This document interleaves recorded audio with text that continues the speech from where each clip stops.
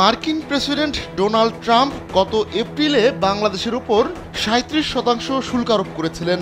পরে তা 2% কমিয়ে বাংলাদেশের অন্তর্বর্তী সরকারের প্রধান উপদেষ্টা ডক্টর মোহাম্মদ ইউনূসকে চিঠি লিখেন ট্রাম্প।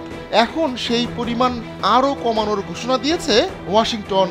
বাংলাদেশ থেকে আমদানি করা পণ্যের উপর শুল্ক কমিয়ে এখন 20% করা হয়েছে।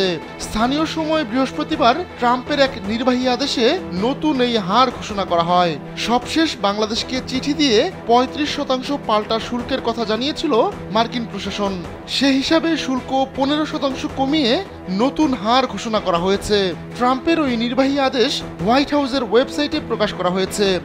আপনার এসির গ্যাসের সমাধান হলো SGS ও CNS সার্টিফাইড ফোরন রেফ্রিজারেন্ট গ্যাস, যার বিশুদ্ধতা 99.98%।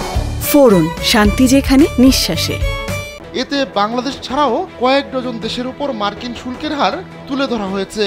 বাকি দেশগুলোর মধ্যে পাকিস্তানের উপর 19%, আফগানিস্তানের উপর 15%, ভারতের উপর 25%, ব্রাজিলের উপর 10%, ইন্দোনেশিয়ার উপর 19%, মালয়েশিয়ার উপর 19%, মিয়ানমারের উপর 40%, ফিলিপাইনের উপর 19%, শ্রীলঙ্কার উপর 20% ও ভিয়েতনামের উপর 20% শুল্ক আরোপ করেছে ওয়াশিংটন।